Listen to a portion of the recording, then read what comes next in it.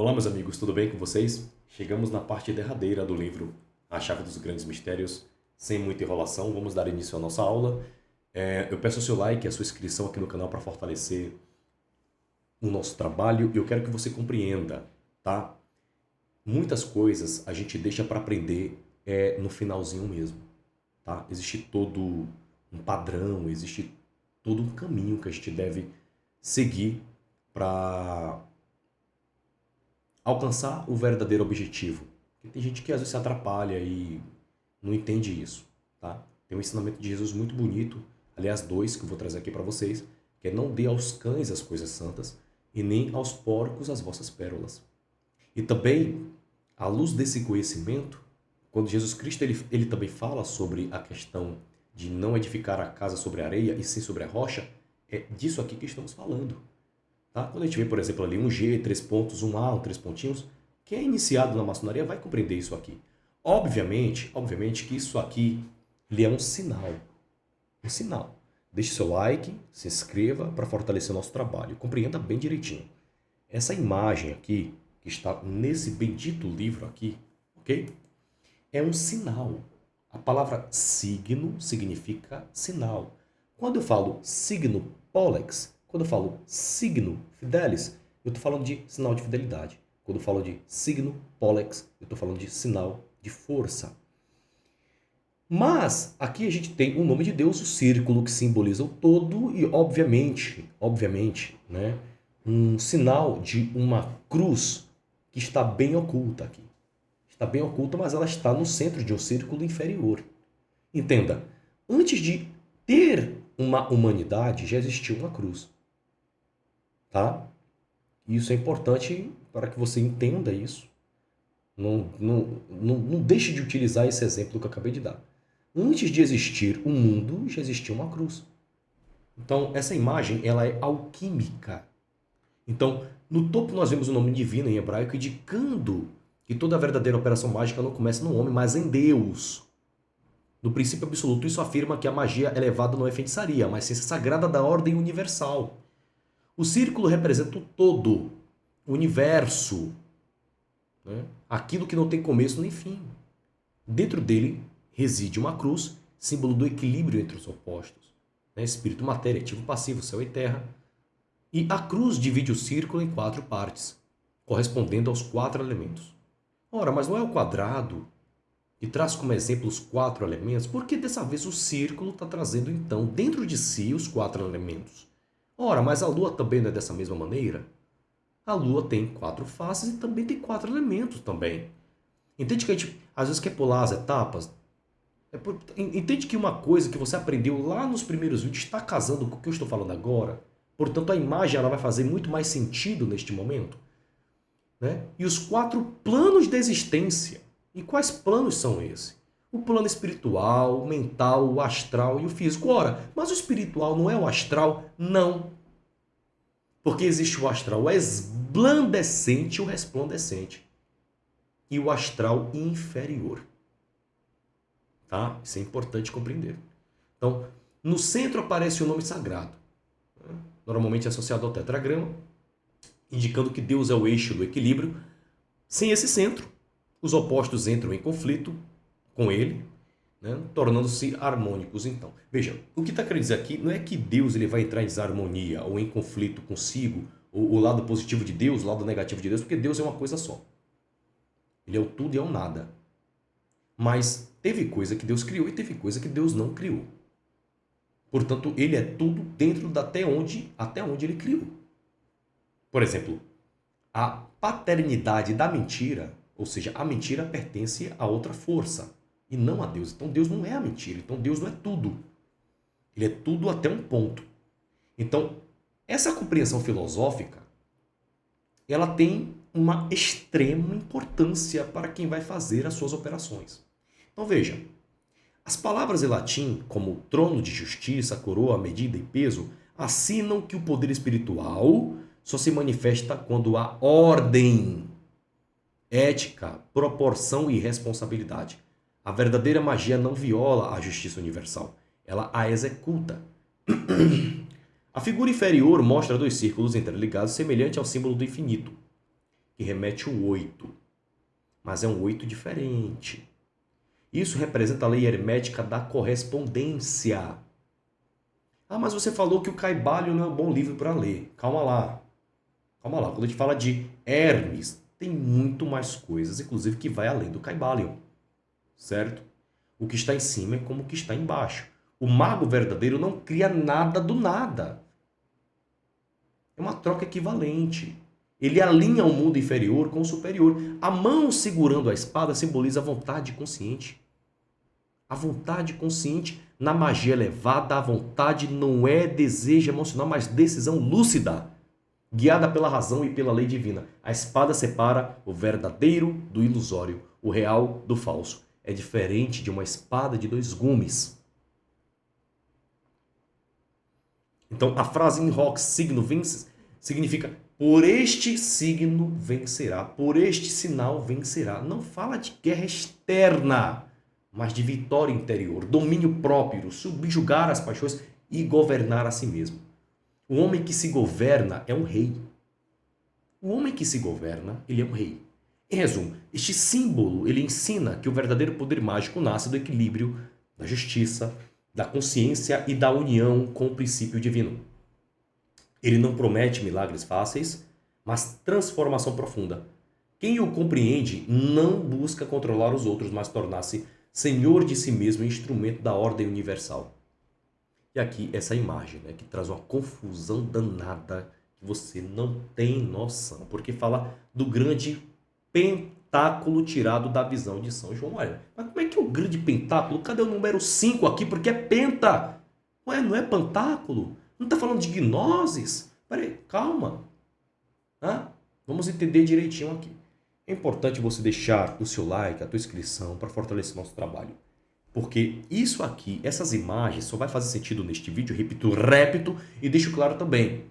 Essas aulas, você tem que ir acompanhando do início, pegar da primeira, e indo, e dessa maneira você vai vendo que a gente não traz um livro aqui à toa. A gente faz a leitura e a explicação de um livro e depois traz a explicação e a leitura de, por exemplo, a gente fez a leitura da história da magia e agora estamos, obviamente, né, na chave dos grandes mistérios e em seguida a gente vai para, provavelmente, um outro aí que vai ser uma surpresa, ok?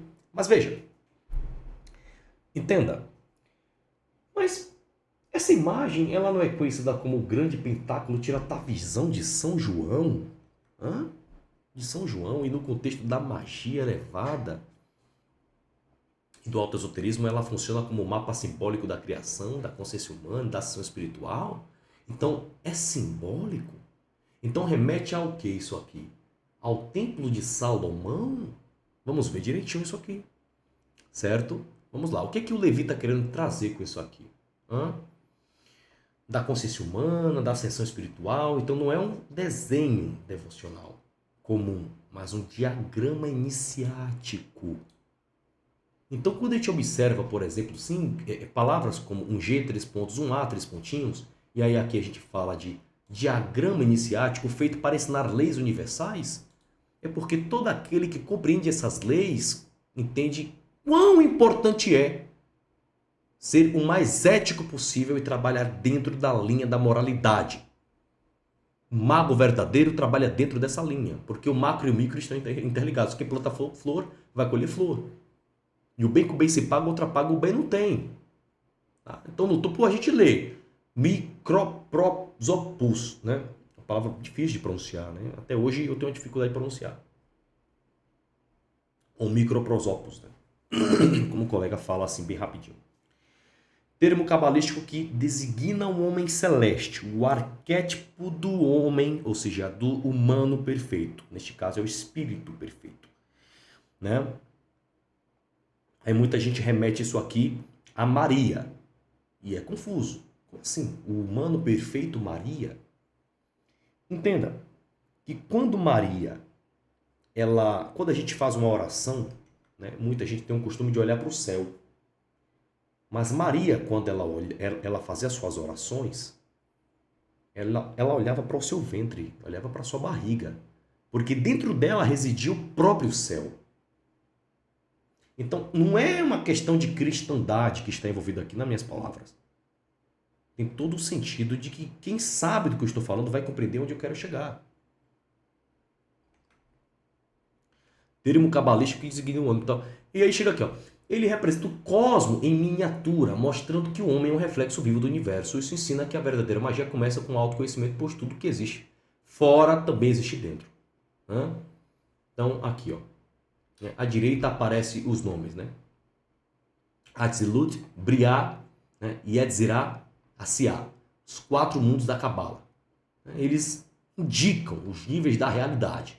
O mundo divino, o mundo da criação mental, o mundo da transformação astral, o mundo material. Lembra que lá em cima a gente falou, né, sobre essa questão dos 4 também? Né? A gente falou aqui em cima. Deixa eu mostrar aqui para os senhores aqui. Né? Minha visão está meio complicadinha aqui, mas não tem problema, a gente vai encontrar. Aqui, ó. Cadê os 4 aqui, meu Deus do céu? Aqui, pronto. Os 4 elementos: fogo, ar, água e terra. Esses 4 elementos aqui é diferente dos 4 mundos, tá? Mas estão interligados, porque esses 4 elementos, que para nós é 4 elementos, mas no Oriente são 5 elementos, apesar de tudo, independente se você concordar se é 4 ou se é 5, existe também esses 4 mundos aqui também, tá? E para você acessar alguns desses mundos, você tem que compreender esses 4 elementos para fazer a transição entre o quadrado e o losango. Mas o círculo ele tem os 4 elementos, não é o quadrado que tem os 4 elementos? Olha, é tudo dentro de um contexto, tá?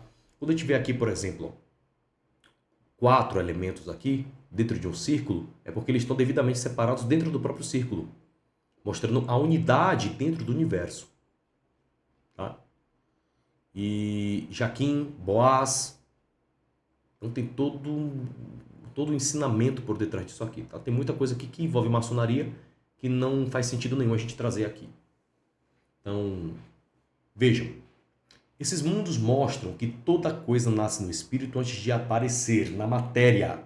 A magia não força resultados, ela atua nesses níveis em ordem, mas em ordem do mais sutil ao mais denso. No centro da imagem há um livro aberto, símbolo da lei, do verbo e do conhecimento revelado. Vamos ver? Livro. Esse livro aqui nada mais é do que a Bíblia Sagrada, tá?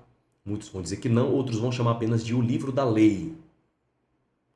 Tá? Do verbo e do conhecimento revelado. Isso ensina que o poder não vem da ignorância ou da emoção, mas da compreensão consciente das leis universais. O iniciado não age às cegas, porque ele recebeu a luz. Entenda o seguinte, ó, o iniciado, independente da ordem, seja ela hermética ou não, de alta magia ou não, é super importante entender que essa palavra cego aqui é no sentido de falta de compreensão. Tá? Esse cego aqui é o cego porque ele está vendo, mas não está compreendendo porque não chegou a hora dele compreender ainda. Tá? As 2 colunas, semelhantes à do templo do rei Salomão, Jaquim e Boaz, representam os pilares do equilíbrio. Enfim. A lua, esse aqui é o que está dentro do livro do livro mesmo, tá? Do livro mesmo.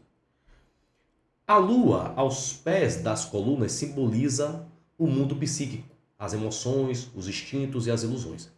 O mago verdadeiro não destrói a lua, mas a domina, iluminando-a com uma consciência, com a consciência solar. Então, significa o quê? Que o sol domina a lua? Não. Não. O sol, ele domina e a lua domina também. O sol domina e a lua domina também. Por isso que existem rituais que são lunarianos. Eu não quero dizer aqui que o sol e a lua, um é melhor ou maior do que um é maior ou melhor do que o outro. Existem ritos que são mais lunarianos, que pegam mais essa vertente da alta magia, essa vertente mesmo, né, mais elevada da coisa. Existem ramificações, né, pessoas que utilizam até, além da ayahuasca, que significa vinho ancestral, ou oasca, ou vegetal, ou daime, como preferir chamar, utilizam também outras coisas, também o peiote, né, o São Pedro, ou Dom Pedro, cacto, enfim, né, veneno de sapo, etc e tal. Não estou aqui fazendo apologia a nenhum enteógeno. Apenas estou explicando aqui, dentro do contexto, aqui para vocês. Tem muita gente que acha que para acessar a energia vital, a Kundalini, né, como aqui a gente vai falar aqui agora, por exemplo, a serpente ou forma ondulante indica a energia vital, a força criadora que pode levar ou aprisionar, né, dependendo de quem a governa. Quando inconsciente, ela escraviza, quando disciplinada, conduz à ascensão. A serpente representa, obviamente, o chakra básico, a terra, ela rasteja, ela é mais terrena. Tem coisa que é mais lunariana, tem coisa que é mais terrena. Tem coisa que é mais lua, tem coisa que é mais terra. Tem coisa que é mais sol. No reino vegetal existem 3 reinos. Vão dizer que existem mais reinos. Mas dentro da questão da alta magia, que estamos falando e conduzindo os senhores aqui, é o mineral, primeiro reino é o mineral, o vegetal em seguida e o animal. Tá? Só que a gente tem que fazer também a separação, porque primeiro vem também, em alguns casos, primeiro o mineral, depois o animal e em seguida o vegetal. Aí depende do nível de compreensão da pessoa. Porque existe grau e graus do ensino verdadeiro, da coisa que tem que de fato ser aplicada ali. Né? Quando eu chego para a pessoa e falo assim, olha, a luz clareando, né? Um manto, a luz clareando um manto. Que manto é esse? Se for o manto de Cristo, como é que a luz vai clarear o manto de Cristo se Cristo é a própria luz? Entendeu? Então a inscrição em hebraico inferior reforça que tudo isso está submetido ao nome divino, ou seja, nenhuma força opera fora da lei. Para eu utilizar de qualquer poder, eu tenho que compreender, primeiramente, que eu estou utilizando de algo que já existe. De uma centelhinha de um poder que já existe. Para poder operar da melhor maneira possível. Então, esse pentáculo, tá? É porque penta vem de 5 mesmo. Penta vem de 5 mesmo, tá? Ensina que a vitória espiritual vem da ordem. Ponto, acabou aí. Tá? Com união, sempre que falar de união, entenda unidade, humildade. O grande agente mágico, que é diferente de um grande arcano. Mas tem ligação? Tem. Tem ligação, sim, claro. Tá? Essa imagem chamada de um grande agente mágico representa no alto esoterismo a força universal que liga o espírito à matéria. Ela não fala de magia como superstição, mas da lei invisível que faz o universo funcionar. E que o iniciado aprende a compreender e dirigir. No topo aparece Arqueus, né? O Arqueu.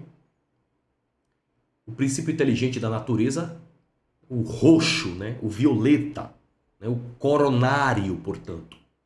Ele simboliza a consciência universal, a mente que organiza a vida.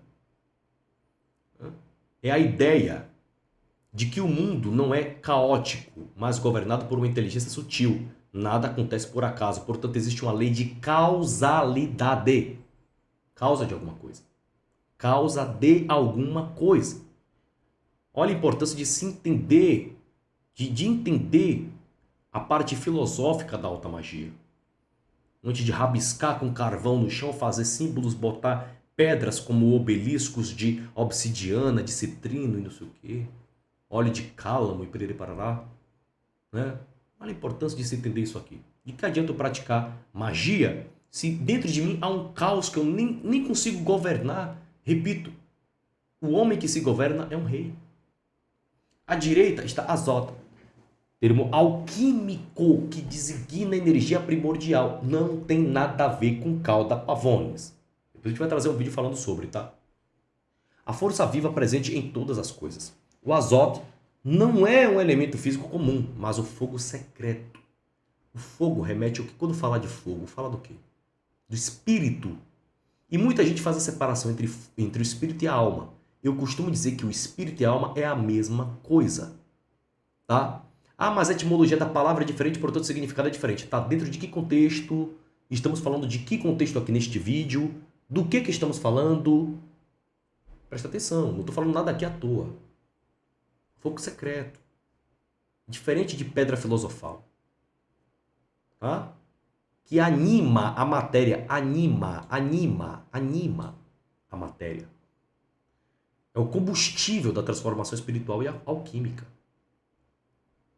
Se botar no Google aí o que significa alquimia, né? Pelo amor de Deus, já falei em alguns vídeos já o que significa, não tem por que falar aqui. À esquerda vemos Hyle, né? O Hylé, a palavra grega para matéria. Eu não pronuncio muito bem grego, admito. Aqui ela representa a substância bruta, o mundo físico, o corpo, os instintos. Observa que quando fala de mundo físico, já fala dos instintos. Lembra que eu falei que a intuição é diferente do instinto? O instinto é material, o instinto está vinculado aos insetos.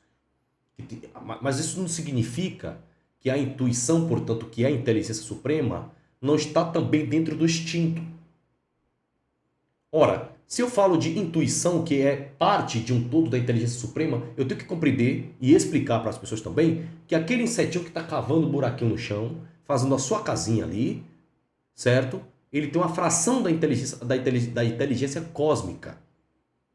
Portanto, o instinto é uma ramificação da inteligência, sim. E tudo aquilo que ainda não foi espiritualizado. A magia verdadeira não nega a matéria, ela refina e organiza. Ou seja, tá ali os animais. Adão foi lá e fez o quê? Deu nome aos animais. Ah, mas eu não acredito nisso. Isso aí eu tenho que ler de uma outra maneira.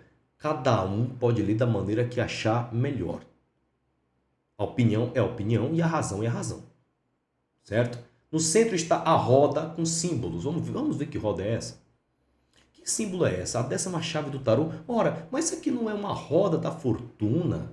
Tem uma esfinge aqui, tem os seios da esfinge, tem uma cobra embaixo, né? Por que a cobra está sempre embaixo? Nananina não. Opa! A cabeça da cobra nem sempre está embaixo. O simbolismo muda. Quando a cabeça da cobra está embaixo, o simbolismo é um. Quando está em cima é outro. Por isso que tem gente que quando faz o desenho para fazer um ritual e fazer uma evocação, às vezes bota uma cobra com a cabeça para baixo. Aquilo ali não está à toa. Tá? Por exemplo, Exu Pombagira. Não estou falando de demônio aqui porque a gente sabe que pela visão do candomblé, Exu Pombagira não é demônio. Entenda, pelo amor de Deus. Aprende. Escuta com atenção isso aqui. Olha bem, veja bem. Você está vendo ali uma figura, né? Com este material aqui, um tridente. Tem um tridente redondo e tem um tridente que ele é mais quadrado. Não está ali à toa também. Da mesma maneira que tem um decaindo e um subindo. Um ascendendo e um decrescendo. Um que representa o vigilante com a espada na mão. E existe a espada da ordem, a espada da justiça e existe a espada de 2 gumes. Que corta independente, que é a palavra. Então veja. Né? Refinando e organizando. No centro está a roda com símbolos, indicando o movimento eterno da vida, os ciclos, o tempo e as transformações. Nada está parado. O iniciado aprende a agir em harmonia com os ciclos e não contra eles. A espada vertical, atravessando o centro, simboliza a vontade consciente. Não é violência, mas decisão lúcida, disciplinada. Tem gente que, na primeira fúria, já quer fazer um ritualzinho que acabou de aprender para prender o cônjuge, né? A esposa, o marido. Para que isso? Espera fazer uma lua cheia para fazer um ritual de amor, né? Uma lua nova, que é a lua de fogo, né? Que é a lua de paus. Para que isso? Um ritual vinculado a Vênus, a Ísis. Pelo amor de Deus. Se não lhe cabe, se não lhe serve aquele cidadão, aquela pessoa, manda embora. O universo vai tratar de trazer até você, se for do seu merecimento, vai lhe trazer uma pessoa que preste. Porque para prestar uma pessoa, primeiro você tem que prestar também. Porque tem gente que bota defeito em tudo. Não conquista nada na vida. Por que não conquista nada na vida? Porque a vida dela é reclamar, é murmurar. Nada tá bom. É cheio de planos e planos e planos e planos e planos. Mas e o plano central dela é qual? Já se decidiu? Porque o tempo está passando. O tempo domina, tanto domina que ele vai te forçar a ter um amanhã. O tempo te força ao sol brilhar amanhã, mesmo você não pode não querer que o sol brilhe, ele vai brilhar amanhã. Então a serpente enrolada representa a energia vital, a Kundalini, a coluna vertebral, as glândulas. Ela pode elevar ou destruir. Quando inconsciente domina o homem, cabeça para baixo. Quando governada, quando eu me governo, telema, torna-se caminho de ascensão. É o mesmo princípio presente em várias tradições espirituais. As figuras humanas laterais mostram, né, não são tão humanas assim, são tanto quanto híbridas em algumas lâminas do tarô. Tá? O esforço do ser humano para equilibrar as forças opostas. Não é só isso não, tá? É o mundo girando mesmo também. Existe a roda da fortuna e existe o mundo. E tem que ter uma atenção com isso. Porque astrologicamente tem o seu simbolismo também. Tá? As figuras monolateral equilibram as forças opostas. É espírito, matéria, também. Desejo e disciplina, também. Emoção e razão, também. A magia elevada nasce desse equilíbrio, não do excesso.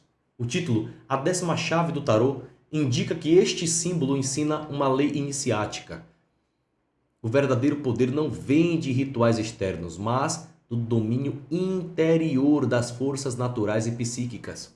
Em resumo, este símbolo ensina que o grande agente mágico é a energia universal que tudo anima. Portanto, eu tenho essa energia dentro de mim? Tenho. Mas como é que eu estou gastando essa energia? Eu estou gastando ela com masturbação, eu estou gastando ela contando mentira, traindo minha esposa, mentindo para as pessoas, roubando, sendo um patife, sendo um descarado. Portanto, eu não tenho como ser um mago. Não tenho como. Por isso que o nome é Três Reis Magos, porque mago significa sábio. Da mesma maneira que existe rabino, tem rabin e tem raban. Meu mestre, nosso mestre. Tem Jesus e Salomão. Quando falar de nosso mestre, e etimologicamente remete à palavra rabin, raban, os únicos que foram nosso mestre é Jesus e Salomão. Eu coloco Jesus em primeiro e Salomão em segundo. Mas, a nível de ensinamento, se você pegar um livro de provérbios e ler direitinho mesmo, você vai ver que tudo que eu estou falando aqui tem muita relação com aquilo ali. Quando você fala, por exemplo, eduque seu filho com a vara. A palavra vara é shevet, que significa, eu estou falando dessa maneira aqui porque aprendi dessa maneira. A pronúncia, claro, obviamente. Né? Tem todo o ensinamento antes de você pegar uma vara para educar seu filho. Para não precisar cair naquilo ali. Mas você tem que utilizar a vara no seu filho porque você foi um sacana. Porque aquela energia transmutada que tu absorveu de uma mulher que se deitou com vários homens, portanto uma prostituta, você traiu a sua esposa. Você traiu sua esposa com uma garota de programa. Aquela energia dela, que está vinculada a vários homens que estão em depressão, que estão doentes, aquelas egrégoras que estão ali, vão tudo adentrar dentro do seu filho. E para sair aquilo ali é um problema, meu irmão. E para sair aquilo ali é muita arruda para dentro. É muita guiné para dentro. E muita oração também.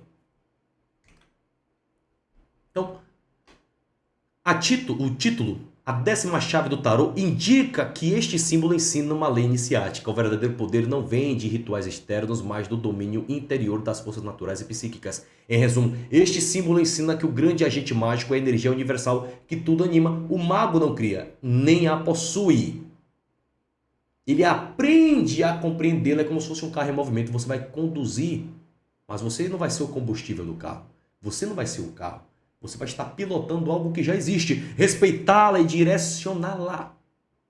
Tornando-se um colaborador consciente da ordem divina do universo. Entende? Entende que essa parte filosófica é importante para você ser um praticante de magia? Por isso que é importante chegar aqui neste ponto para depois fazer uma leitura de um livro como, por exemplo, os 3 livros de filosofia de Coronel Agripa, aluno de Tritêmios, que eu já falei aqui uma certa vez, que não tem nada a ver com Trimurti. Tem gente que confunde Tritêmios com Trimurti. Tá viajando a batata, pelo amor de Deus. Pelo amor de Deus. Né? A chave do grande arcano também. Ué, mas peraí. A chave do grande arcano, essa imagem aqui e tal, não estou entendendo direito, né? Sefirot está nessa imagem, né? Sator, né? Arepo, Rotas, né? Isso aqui, um homem aqui assim tal, Leonardo da Vinci. Será que Leonardo teve contato com essa imagem? Mas peraí, ele veio antes ou veio depois? Ou será que essa imagem ela remete a povos que são muito mais antigos do que se imagina? Porque aqui neste triângulo nós temos um círculo com um ponto dentro. Está ali à toa, né? O verão, o solstício. Ah, mas cadê a palavra solstício aqui? Hã? Ok. Esta imagem é chamada de a chave do grande arcano e no alto esoterismo ela funciona como um diagrama completo das leis que regem o universo, o ser humano e a magia verdadeira. Não é um símbolo para adoração, mas para compreensão. Compreensão. Tem a árvore da vida e a árvore da morte. Quem pegou a imagem aqui já viu a árvore da vida e a árvore da morte aqui. Tá? O alto e o baixo. As pontas interligadas. O círculo. Né? A parte escura, a parte clara e tudo mais, os desenhos. Né? O simbolismo envolvendo todo um corpo angelical. Né? Então, diagrama completo da leis que rege o universo. O ser humano e a magia verdadeira não é um símbolo para adoração, mas para compreensão. Claro que aqui tem muito mais coisa envolvida. No centro está a estrela de 6 pontas formada por 2 triângulos entrelaçados. Um aponta para cima e outro para baixo, ensinando a lei fundamental do hermetismo, que está em cima como que está embaixo. Olha como isso aqui é importante. Portanto, aquilo que penso, não é eu vou pensar e vai acontecer na mesma hora. Eu vou plantando.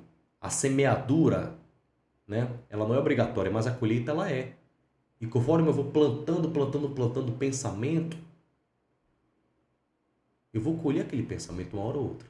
Isso significa que o mundo espiritual e o mundo material são reflexos um do outro. A magia elevada não cria algo novo, ela harmoniza esses 2 planos. Dentro da estrela aparece um quadrado com palavras sagradas, indicando que a criação se sustenta pela ordem do verbo e pela lei. Ou seja, tem que ter lei. E se tem que ter lei, tem o certo e tem o errado. O quadrado simboliza estabilidade, porque se tiver lei, tem estabilidade. E estrutura. Sem ordem, a energia vira caos. E muitos falam, a primeira coisa que surgiu, pererê parará logos, pererê parará caos. Olha, essa história de que havia um caos, primeiramente a pessoa para falar isso, ela tem que entender de uma série de coisas, tá? A gente vai chegar lá, vamos com calma. Então, no eixo vertical, Keter, no topo, identificado como polo ártico. Keter é a coroa, um princípio divino. A origem de tudo. Embaixo, o Malkut, né? Polo antártico, representando o mundo material, a terra, o resultado final da criação. E isso mostra que a energia desce do divino até a matéria. Passo a passo, devagarinho. Né? Os 4 elementos. Ar, mente, fogo, vontade, água, emoção, terra, corpo, uma árvore. O fruto da árvore é o quê? É o fogo. O fogo cai no chão. Entende? O fruto é o fogo. O fogo é a alma que anima, é o espírito, que estão interligados um ao outro. É o poder superior caindo e fazendo germinar. Então o fogo cai na terra.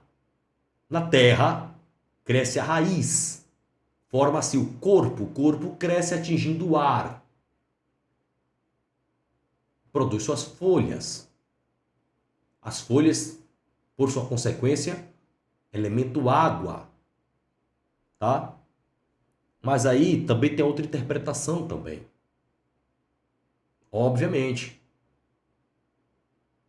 que não é nenhuma correção. É para quem vai compreender isso aqui. O fogo ele cai, portanto o fruto cai no chão, a terra ela vai criar a raiz, a água vai surgir E logo em seguida vem, né, obviamente, a água. Né? E aí fica confuso de novo. Né? Deixa eu ver aqui como é que eu posso explicar para vocês aqui. De uma maneira onde eu não entre num ambiente tão oculto assim, mas consiga revelar para vocês. Vai, eu vou dar de bandeja essa daqui para vocês. Imagina só uma árvore. O fruto representa o fogo. A raiz representa a terra. Para o corpo, para a raiz e para aquela planta ela germinar, ela precisa de quê? De água. Água. Ar. Entende? Água, ar, terra. Então é como se fosse a lua. A lua tem 4 faces. Correto? A lua nova é a lua do fogo. No tarô, paus. Fogo. De fogo vem a crescente. Crescente é terra, para rituais, para riqueza. Representa corpo, realidade física, matéria mesmo. Representa o quadrado. Da crescente vem a cheia. A cheia representa o elemento água. Portanto, copas, enquanto terra é ouros, no tarô, a lua cheia representa copas. Copas, coração, amor, emoções, psiquismo e parapsiquismo. Certo? E depois vem a lua minguante, que portanto é o pensamento, é a mente, que está vinculada às emoções. E quando ela chega nesse pináculo, o que é que acaba acontecendo? Ela produz seus frutos. E de fruto em fruto começa a surgir. Então, alquimicamente, é esse o significado. Mas nem sempre eu preciso da água. É isto que eu quero dizer para você. Às vezes eu vou ficar em falta de um desses elementos. Por exemplo, o cidadão, às vezes, ele é muito salinaros, ele é muito salgado. Ou, às vezes, ele é muito histérico. Ah, mas salinaros, histérico é a mesma coisa, porque se está um elemento em excesso no corpo da pessoa, então significa então que eu tenho que fazer um ritual voltado para o elemento água, porque ele é muito fogo. Até nisso você tem que olhar para fazer um ritual para uma pessoa. Então eu tenho que ver a astrologia, o tarô, eu tenho que ver ali, né, um conjunto, um contexto alquímico envolvendo aquela pessoa para poder auxiliá-la com a magia. Não é de qualquer jeito. Então entenda, existe uma maneira de você colocar primeiro o fogo. Isso aqui vai ficar um pouco confuso, mas vocês vão entender. O fogo, portanto, é o fruto, que tem dentro do fruto a semente. A semente faz com que venha a surgir novas árvores, novas plantas, novas ervas. Mas nem toda planta, nem toda erva tem fruto. Eu entendo isso. Do mesmo modo que eu posso também dizer para você aqui uma realidade, que a Artemisia é uma planta lunariana e o girassol é uma planta solariano. Então um representa o signo de Leão, enquanto o outro é mais Câncer. O outro é mais Peixes. Entende? Então, os 4 elementos estão vinculados a vários planetas que estão vinculados a vários signos. Dos padrões dentro do que conhecemos e também dos que estão na Ásia, quando falamos dos 5 elementos também. Então, fogo, terra, às vezes, o que vai fazer germinar a terra é o próprio ar, porque o fogo ele não cessou. O fogo que caiu na terra, ele não cessou. Às vezes ele cai na terra e o vento ainda continua dando combustível para aquele fogo continuar crescendo. E aí ele fica como? Ele fica incompatível e ele não consegue ficar estabilizado. Por isso precisa de... Entrou o fogo, caiu o fogo, chegou ali no plano terra. O que eu quero dizer é... Eu tenho ali uma mãe que é muito amorosa com o filho. Ela dá muito amor, ela dá muito coração para o filho. O filho ele vai crescer como? Com excesso de água. Com excesso de coração, com excesso de sentimentos, excesso de emoção. Mas o pai é rígido. O pai é fogo, mas é terra também. Então tem elemento que... Quem tem elemento que vai casar um com o outro, tem elemento que já não vai casar tanto. Portanto, fogo e terra casa um pouco, mas o fogo casa mais com o ar. Mas às vezes, alquimicamente, o fogo ele vai casar melhor com a terra do que com o ar. Apesar do ar ter um dos combustíveis, obviamente, que é o oxigênio. Mas aqui a gente tem que olhar de uma outra maneira as coisas. Então tem as duas versões do que eu falei aqui. Resumindo, as duas versões do que eu falei. O fogo é uma árvore. É uma árvore aqui, tá? Tem aqui a terra crescente, a semente que caiu é o fogo. Então, do poder superior, ele jogou o fruto na terra, que é o quê? Que é o ser humano. Nós somos o fruto. Por isso que Jesus ele fala da árvore de bons frutos. Tá bom? Esse fruto foi jogado aonde? Na terra. Na terra. Por isso que ao pó voltarás. Ó como o ocultismo casa aqui. Ó como a Bíblia, quando a gente lê de uma outra maneira, casa com esse ensinamento aqui.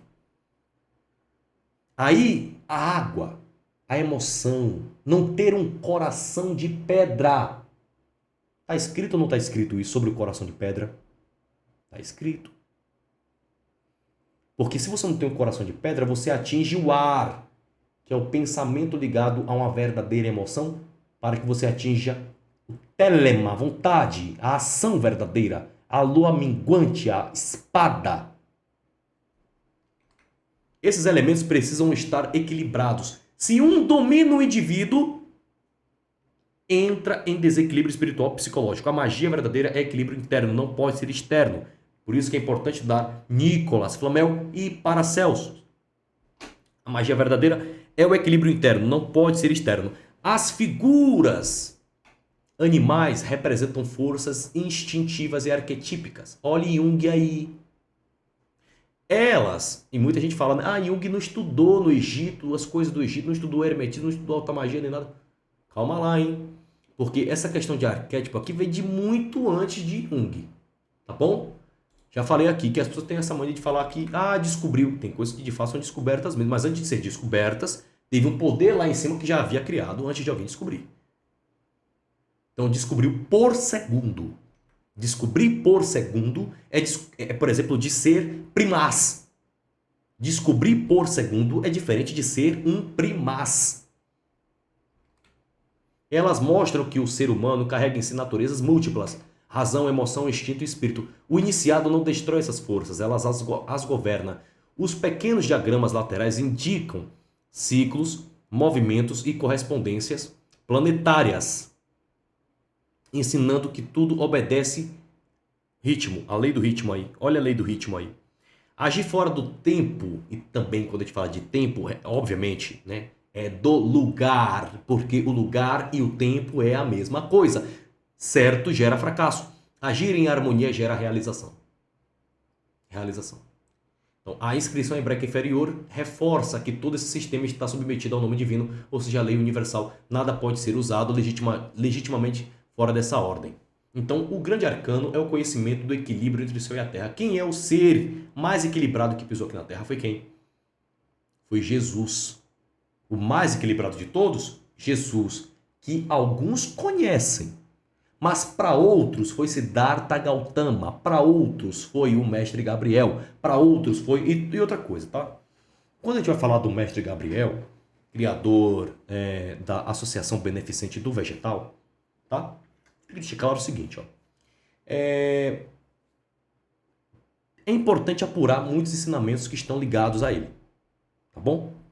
Porque você chega dentro de um lugar, e obviamente respeitando qualquer instituição que fale dele, e tem uma foto gigantesca dele, obviamente que não quer dizer que tem uma foto dele que a gente vai estar adorando ele ali. Mas é importante também compreender que devemos ter respeito para com a imagem dele também.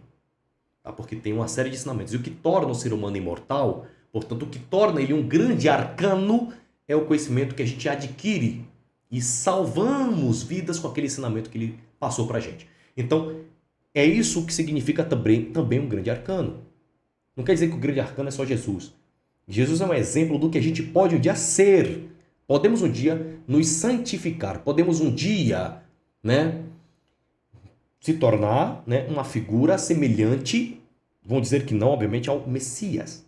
Ao Messiá, ou como preferir, né, nomenclar, pronunciar. O que eu quero dizer é que você pode tentar caminhar no caminho da retidão, se lapidando para Ser Cristo é impossível, mas próximo dele. E próximo é impossível também, mas próximo do próximo. Mas próximo do próximo é impossível, mas tentar. O fator tentar é de suma importância. Já essa imagem aqui, aí a gente lembra obviamente logo de quem? De Moisés. De Moisés. Mas como assim de Moisés? Se é um T com uma cobra. Explica direitinho aí. As 3 primeiras figuras de Flamel. Isso é o que dizem algumas escolas iniciáticas, né? Que isso aqui remete a Moisés. Mas vamos lá.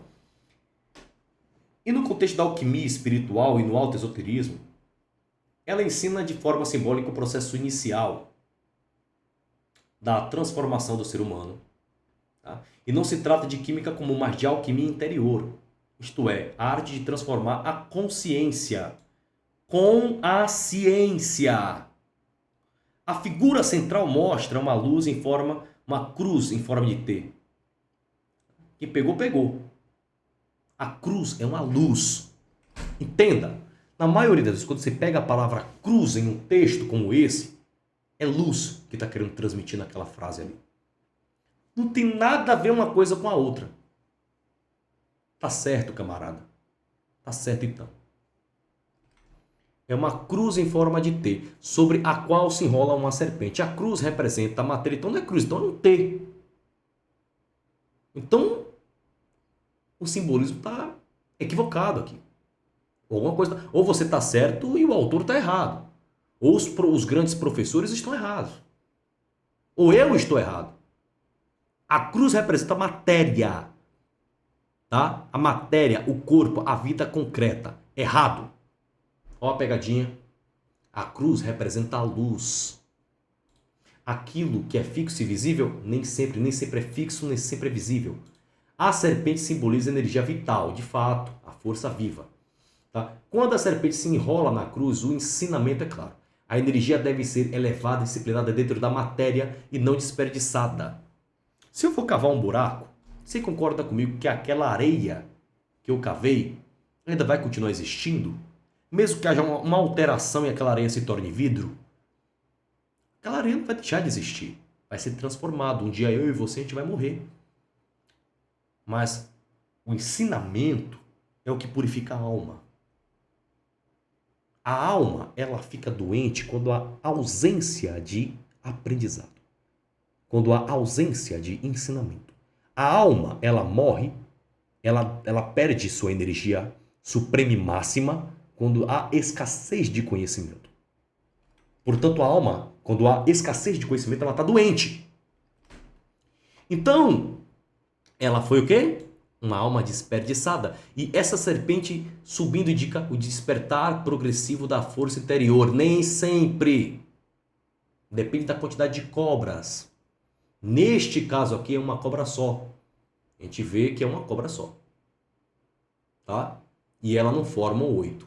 É quase que um símbolo do infinito na vertical. Mas a cabeça está apontada para baixo. Tem um simbolismo. Lembra que eu falei lá em cima?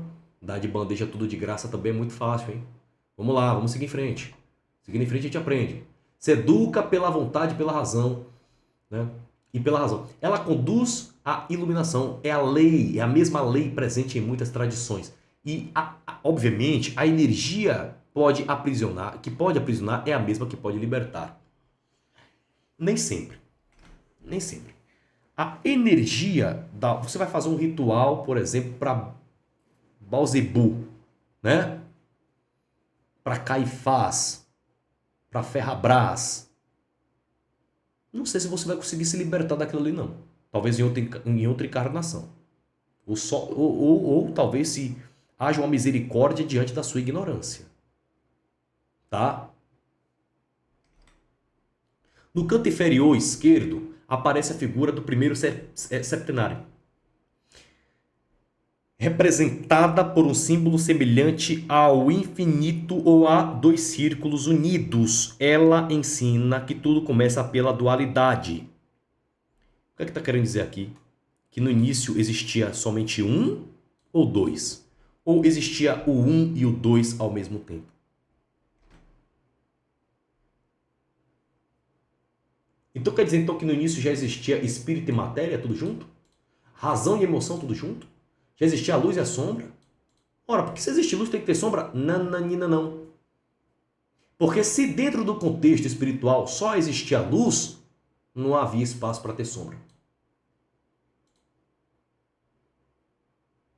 Porque a sombra seria, neste caso, a própria personificação da luz. Você concordando ou não? Imagine um universo inteiro onde só há luz. Vai ter matéria para a luz bater e causar o efeito sombra? Ah, mas não precisa disso para ter sombra. Eu estou falando dentro de um âmbito de alta magia, cara. Pelo amor de Deus. O iniciado precisa reconhecer esses opostos dentro de si antes de tentar uni-los. Ignorar um dos lados gera desequilíbrio, com certeza. Né? Se conhecer. Conhecer a luz. Tentar conhecer a luz. Tentar conhecer a cruz. No canto inferior direito está a figura do terceiro septenário. Ou septenário, né? Sempre falei dessa maneira, então ignore. Mais complexa e caótica, ela representa a matéria em estado bruto, os instintos, o desejo, as paixões. Ela está bem verminosa, por sinal, né? Bem verminosa, por sinal, né? Mas nem sempre o mais alto é o primeiro, tá? Ou o melhor. Deixando isso bem claro. Apesar da figura ilustrar visivelmente algumas coisas, né, que obviamente antecedem e fogem um pouco do padrão. Mais complexa e caótica. Ela representa a matéria em estado bruto, os instintos desordenados. Essa figura mostra que no início do caminho o ser humano é internamente confuso e a alquimia não nega isso. Ela começa exatamente aí. Você percebe que aqui a gente está aprendendo bastante sobre a alquimia? Então, o septenário indica um processo de 7 etapas. Não é 8 ou 6, é 7. Olha o número 7 se apresentando aí. Ora, o número 7 ele está se apresentando, e onde que a gente encontra o número 7? Em muitos lugares. Em muitos lugares. Números sagrados que simbolizam a totalidade e evolução gradual. 7. Nada acontece de uma vez, a transformação é lenta, consciente e progressiva. Essas 3 figuras juntas ensinam uma lição fundamental. Não existe iluminação sem trabalho interior, nem elevação espiritual sem domínio da própria energia. A alquimia verdadeira não transforma chumbo em ouro físico, mas visa o melhorar do ser humano, da conduta do ser humano. Mas o ser humano ignorante, né, em um ser consciente, equilibrado e lúcido. E esse aqui, obviamente, né, é o objetivo da maçonaria. Transformar chumbo em ouro.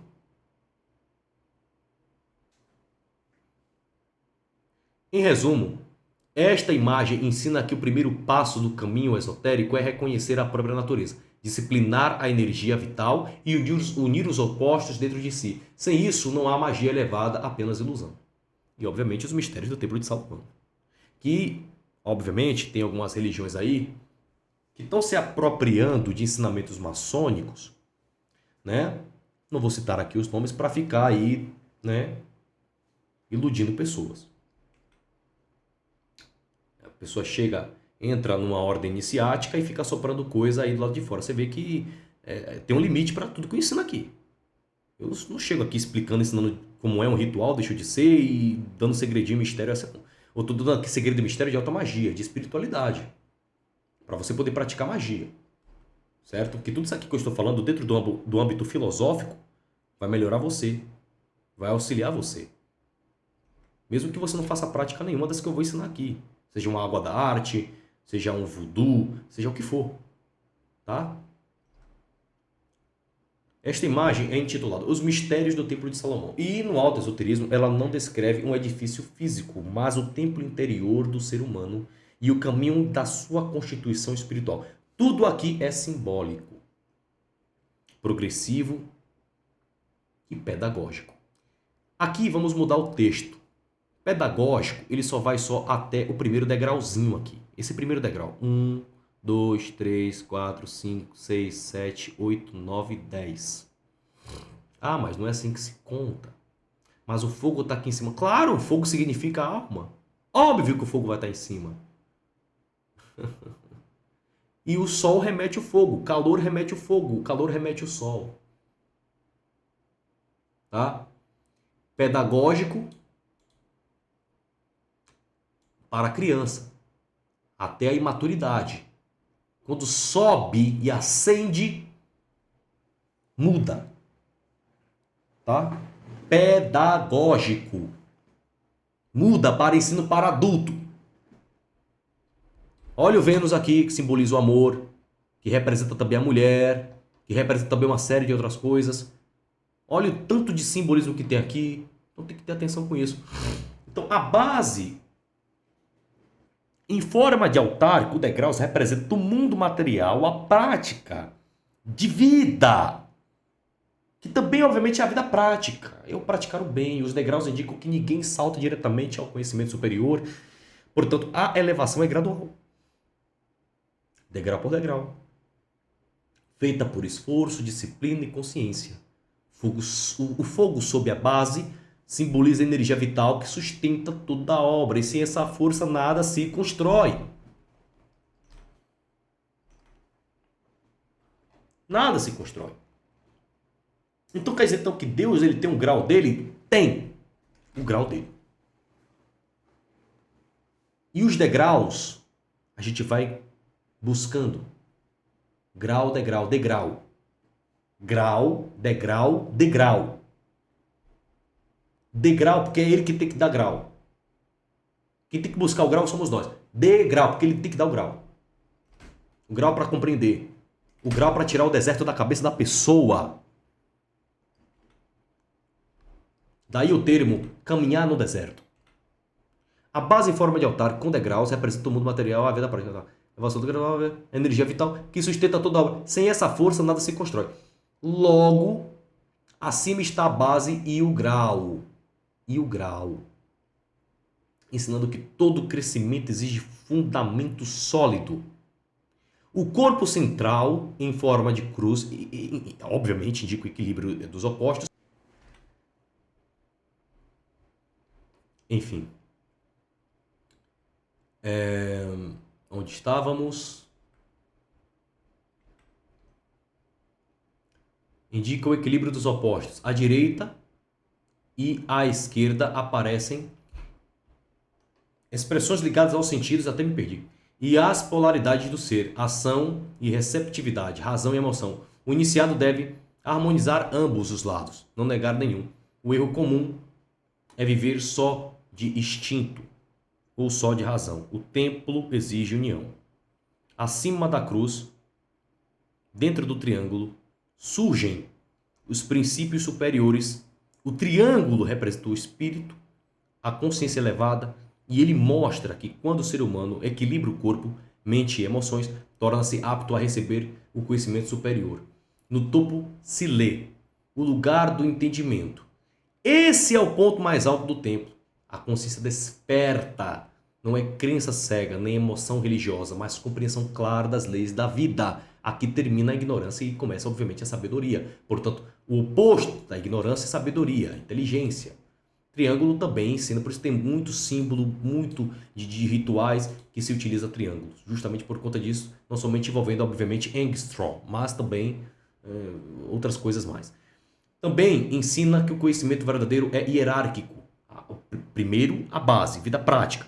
Depois, o equilíbrio interno. E só então o entendimento espiritual. Inverter essa ordem gera fanatismo e ilusão. Em resumo, o Templo de Salomão é construído dentro do homem. Tá? Simbolicamente, sacerdote de si mesmo e morada do divino. 1 hora de vídeo, né? 1 hora de vídeo. Pô, cansativo, viu? Mas, bom, aqui a gente conseguiu explicar direitinho o que é esse livro aqui. Tá? O que é esse livro aqui. Tem uma parte finalzinha que fala sobre algumas coisinhas, né? Oração e tal, não sei o quê. Bom, aí a pessoa tem que saber interpretar direitinho o que é que aquilo está querendo dizer, tá bom?